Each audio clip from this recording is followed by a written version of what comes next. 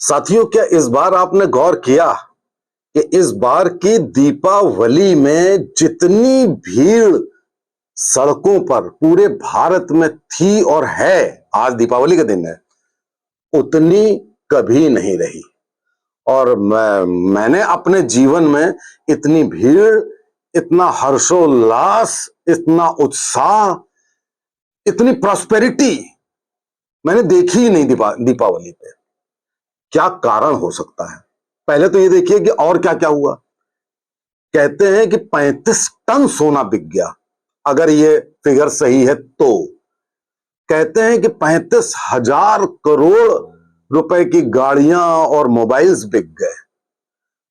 एक छोटी से छोटी मिठाई की दुकान पर भी गाड़ियों की लाइन लगी थी। मुझे नहीं दिखा कि कोई व्यक्ति दीनहीन दुखियारा सड़क के किनारे पड़ा हो। सब मना रहे हैं, सब खुश हैं। ऐसा लग रहा है कि सब स्वस्थ भी हैं।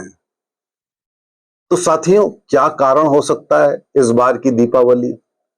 तो इस बार की दीपावली स्पेशल है और उसका सबसे पहला कारण तो यही है कि 500 साल से ज्यादा साल हो चुके हैं। हमारी दीपावली फीकी होती थी, क्योंकि जहां भगवान राम लौट कर आए थे, जिनके स्वागत में इतना बड़ा दीपोत्सव होता था, जब वही मुगल आक्रांताओं ने हथिया लिया, जब वही हमारा चला गया, तो हम दीपावली आधे अधूरे मन से ही मना पाएंगे। लेकिन धन्य है हमारे पूर्वजों का, हम सब लोगों को, कि हम लोगों ने उसके बावजूद अपनी संस्कृति, अपने त्योहार का हर्षोल्लास छोड़ा नहीं। मजबूरियां थी, हम हिंसक नहीं हैं, हम खून खराबे पे नहीं उतरते हैं। तो इसलिए हमने आराम से अपनी समस्या को सुलझाने की कोशिश करी और अपनी संस्कृति हम फॉलो करते रहे। एक तो ये कारण है कि इतने वर्षों के बाद आज हमारा भगवान राम का मंदिर बन गया और उसकी पहली दिवाली है, जो एक्चुअल सेंस में हम सदियों के बाद मना रहे हैं। तो एक तो ये कारण बात समझ में आती है। दूसरा कारण है साथियों कि पूरी दुनिया में मंदी है, पूरी दुनिया में इन्फ्लेशन रेट, महंगाई भयंकर है। हमारे भारत का आप देखिए, हमारे सरकार मोदी जी की आर्थिक नीतियों को आप देखिए कि हमारे वहां तो सोना ऐसे खरीदा जा रहा है जैसे कि सोना ना हो गया खीरा ककड़ी हो गई। और सोना ही छोड़िए, सोना तो चलिए स्त्रियां खरीदती हैं, आभूषण बनते हैं, चाहे मोबाइल हो, चाहे गाड़ियां हो, चाहे कोई इलेक्ट्रॉनिक सामान हो, हर जगह भीड़। साथियों, भारत की जीडीपी और भारत की अर्थव्यवस्था, इसको कोई खत्म नहीं कर सकता है, न कम कर सकता है। इसके पीछे कारण है भारत की संस्कृति। हमारी और आपकी, इस देश की संस्कृति से जुड़े रहने की प्रवृत्ति। और हम अपने घर परिवार और अपने समाज की रक्षा भी करते हैं, केयर भी करते हैं। ये कारण हैं, इसलिए इतनी भीड़ भी है और इतनी खरीदारी भी है, मंदी भी नहीं है। अब इसी के साथ मैं आपसे कहूंगा कि इन सब चीजों में हम आप उलझे रहते हैं, अच्छी बात है, उत्साह रहता है, अच्छी बात है।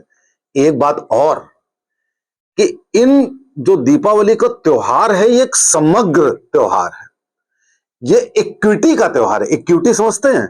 बराबरी का, जिसमें समाज का जो उच्च वर्ग है वो नीचे वर्ग को बराबर लाने की कोशिश करता है। कोई उससे खरीदारी करता है, कोई उसको गिफ्ट देता है, कोई उसके लिए खुशियां बांटता है। तो एक समग्र विकास है। ये बात हो गई सामाजिक पहलू की। अब जो आप नहीं करते हैं वो आप करिए। आने वाली पीढ़ियों को ये बताइए कि ये जो 5 दिन का त्योहार होता है, इसके पीछे हमारी सांस्कृतिक विरासत है क्या। अब जैसे धनतेरस होती है, आप खरीदते हैं गाड़ियां और जाने क्या क्या खरीदते हैं, चलिए ठीक है, आप खरीदते हैं, कोई बुराई नहीं है।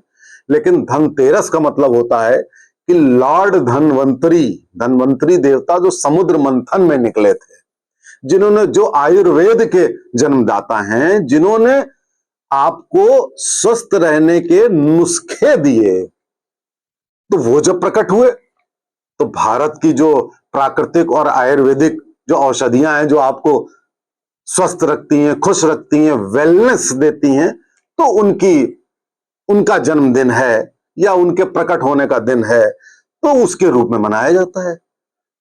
अब आपने उस धन से धन का मतलब ले लिया, तो स्वास्थ्य भी एक धन है, और आप अगर धन भी समझ रहे हैं तो समझिए कोई उसमें नुकसान नहीं है, आप धन की भी पूजा कर सकते हैं। फिर नरक चौदस आती है। नरक चौदस में दो दो थ्योरी हैं।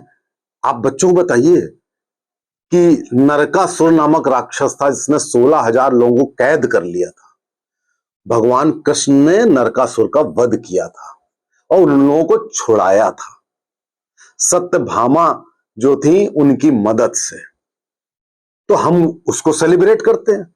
और रूप चतुर्दशी होती है जिसमें अपने रूप को संवारते हैं। आपने देखा ना कि बचपन से माएं कहती थी कि आज के दिन नरक चौदस में नहाना जरूर है, दिए जरूर जलाने हैं, टॉयलेट में दिया जरूर रखना है।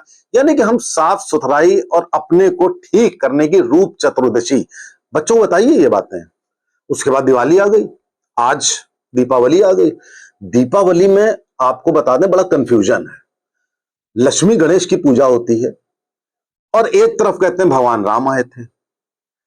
साथियों, लक्ष्मी गणेश की पूजा दीपावली के दिन सतयुग से होती आ रही है।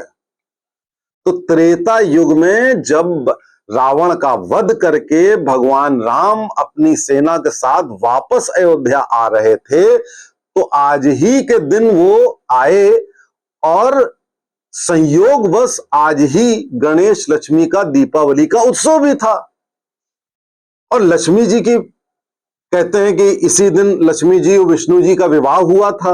और गणेश जी को इसलिए पूछते हैं कि गणेश जी बुद्धि का कारक हैं, लक्ष्मी चलायमान है, लक्ष्मी एक जगह नहीं रहती, वो इधर से उधर घूमती रहती हैं।